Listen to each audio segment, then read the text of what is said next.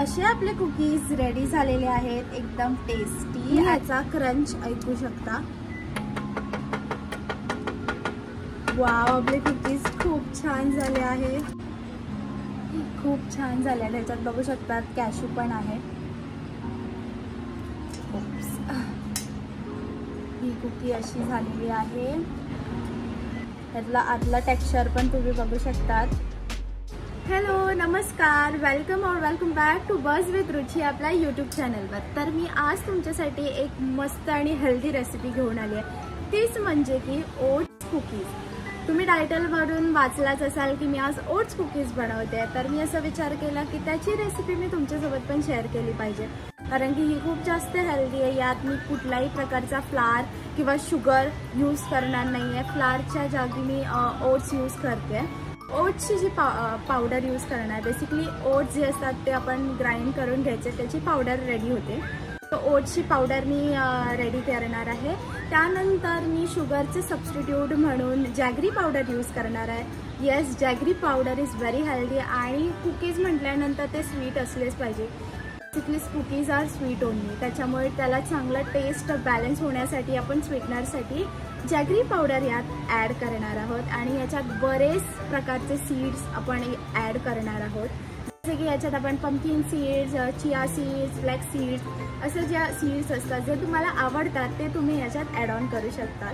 त्यानंतर ह्याच्यात आपण ड्रायफ्रूट्स पण ॲड करू शकतो। जे कुठले ड्रायफ्रूट्स तुम्हाला आवडतात खायला ते तुम्ही यात ॲड करा। तर ही कुकीजची रेसिपी खूप जास्त हेल्दी आहे आणि आय एम शुअर की ही रेसिपी तुम्हाला सुद्धा खूप आवडेल। तर कुठलाही प्रकारचा आपण टाइमपास न करता let's begin to our today's video. सगळ्यात महत्त्वाचे तर मी आता इथे एप्रन घालून घेते आहे, एप्रन वेअर करते आणि मग आपण आपल्या रेसिपीला स्टार्ट करूया। तर जसं की मी म्हटलं की याच्यासाठी आपल्याला लागणार आहे ओट्स पावडर। तर मी इथे घेतली आहे ओट्स पावडर, जवळजवळ ही 1 कप ओट्स पावडर आहे। तर मी यात ॲड केली आहे ओट्स पावडर। त्यानंतर मी याच्यात ॲड करते आहे, ही आहे मुसली, बघू शकता ही आहे मुसली। मार्केटमध्ये तुम्हाला कुठेही मिळेल आणि ही स्किप केली तरीही चालेल। याच्या ऐवजी तुम्ही थोडेसे ड्राय ओट्स यूज करू शकतात। मी आता ह्याच्यात मुसली टाकते जेणेकरून हे टेस्ट चांगलं करते। तर ह्याच्यात मी थोडीशीच ॲड केली आहे, जास्त नाही ठेवून दिली आहे मी। जवळजवळ अर्धा कप मी यात मुसली ॲड केली आहे। त्यानंतर हे छान आपल्याला असं मिक्स करून घ्यायचं आहे।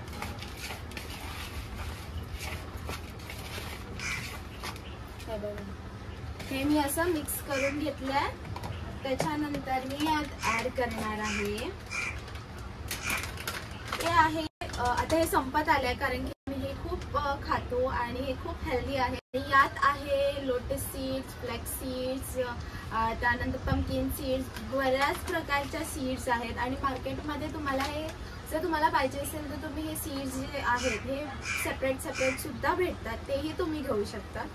मी आता हे ते सगळं मिक्स आहे तेच यूज करते आहे। हे पण मी जसं म्हटलं की तुम्हाला तुमच्या अंदाजाने तुम्हाला जितकं आवडतं तितकं तुम्ही टाकू शकता। तर मी याच्यात जवळजवळ एक एवढा चमचा भर टाकत आहे, दॅट्स इट।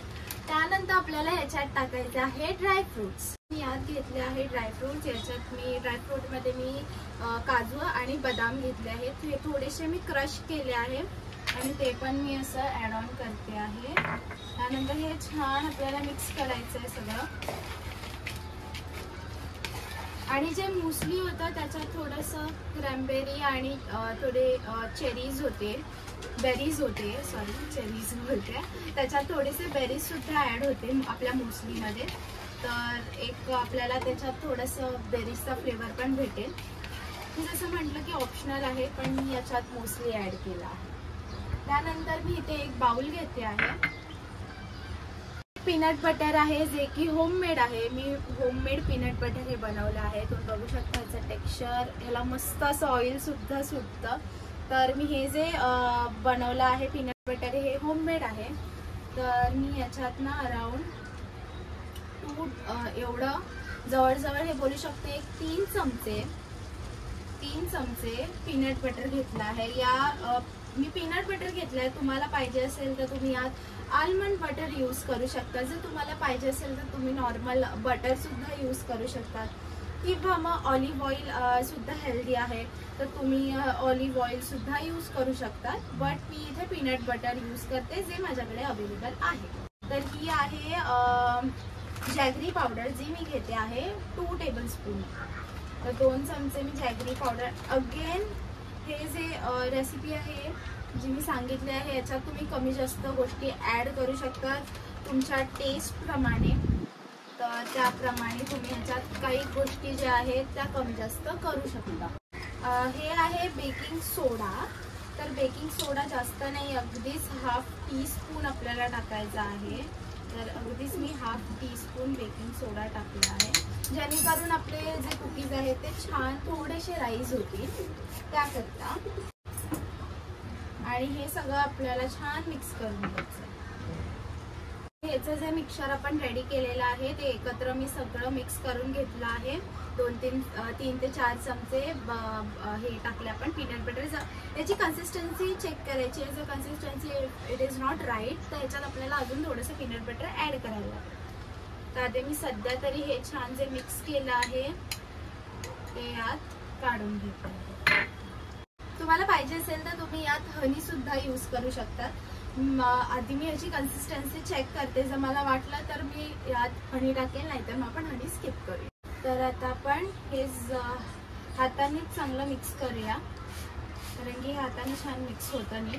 तुम्हाला पाहिजे असेल तर स्पॅच्युला यूज करू शकतात, पण हे जितकं हाताने मिक्स होतं तितकं चांगलं स्पॅच्युलाने नाही होत। तर मी हे छान मिक्स करून घेते।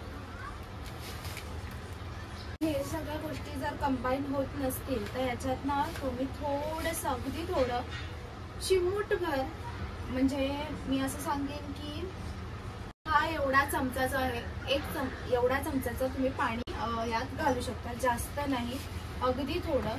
जर तुमची कन्सिस्टन्सी नीट येत नसेल, खूपच क्रम्बल सारखं वाटत असेल तर तुम्ही यात ॲड करू शकता, किंवा मग थोडं मिल्क ॲड केलं तरीही चालेल।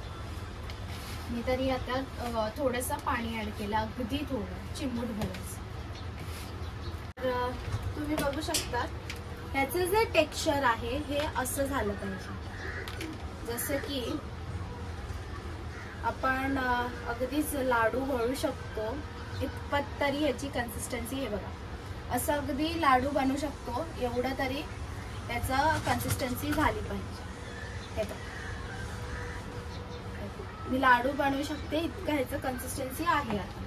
तर आता हे बेकिंग ट्रेवर कसं अलाइन करायचं ते बघून। आता हा जो ट्रे आहे या ट्रेवर मी छान असं ऑइल ग्रीस करून घेणार आहे, जेणेकरून हे स्टिक नाही होणार। तुम्ही या ऑइलच्या जागी तुम्ही बटर सुद्धा ग्रीस करू शकता, बट मी आता सध्या ऑइल ग्रीस करून ठेवलं आहे। आणि हे आपलं पहिल्यांदा तर मला हे दाखवू दे, जसं मी मगाशी म्हटलं याची कन्सिस्टन्सी अशी पाहिजे जेणेकरून ह्याचे छान असे बॉल्स रेडी होतील। तर अशी याची कन्सिस्टन्सी पाहिजे।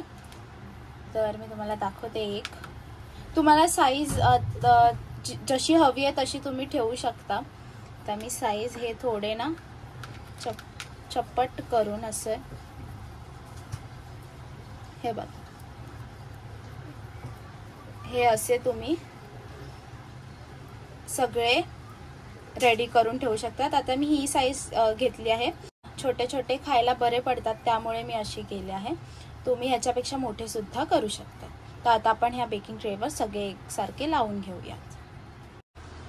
आणि माझा अंदाज आहे की यातून किमान 15 कुकीज तरी आपले बनतील। आता अगेन मी जसं म्हटलं की हे साईजवर डिपेंड आहे।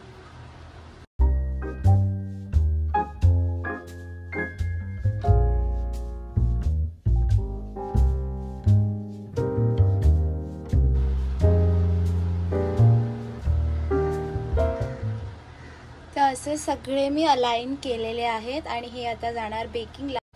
अजूनही आपलं हे ओट्सचं जे मिश्रण आहे ते शिल्लक आहे, ते मी एका दुसऱ्या बेकिंग ट्रेमध्ये ॲड करून हे सुद्धा बेक करेन। आणि हे आपले असे कुकीज हे असे कुकीज आपले झालेले आहेत.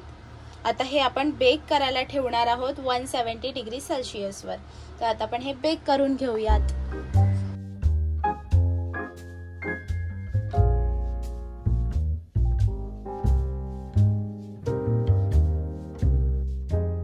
असे आपले कुकीज रेडी झालेले आहेत, एकदम टेस्टी. आणि या कुकीजला मी बेक केलं आहे 170 डिग्री सेल्सिअसवर फॉर 20 मिनिट्स. आणि पहिलेचे जे 15 मिनटं होते ते मी जसे आधी ठेवले तेव्हा तसंच ठेवलेलं, तसंच मी बेक केलं आहे. नंतरचे शेवटचे 5 मिनटं होते तेव्हा मी हे कुकीज असे पलटी मारले आणि 5 मिनटं बेक केलं आहे. तुम्ही याचा क्रंच ऐकू शकता. वाव, आपले कुकीज खूप छान झाले आहे. याचा आवाजवरूनच आपल्याला समजतंय. तर आता या कुकीजला मी या छानशा प्लेटमध्ये लाईन करून घेते आहे. ओके, सो असे आपले कुकीज आर रेडी. तर ही कुकीजची रेसिपी जर तुम्हाला आवडली असेल त्याआधी मी तुम्हाला एक तोडून दाखवते. ही कुकी खूप छान झाल्या. त्याच्यात बघू शकतात कॅशू पण आहे. ही कुकी अशी झालेली आहे. त्यातला आतला टेक्स्चर पण तुम्ही बघू शकतात. खूपच अमेझिंग झाले आहे. आणि ह्याच्यातून जवळजवळ एक 15 कुकीज निघाल्या आहेत. आणि असे आपले कुकीज झालेले आहेत. ही कुकीजची रेसिपी जर तुम्हाला आवडली असेल तर लाईक, शेअर आणि सबस्क्राईब करायला आणि जास्तीत जास्त लोकांना शेअर करायला विसरू नका. आणि येस, भेटूया आपल्या नवीन ब्लॉगमध्ये. तोपर्यंत बाय बाय.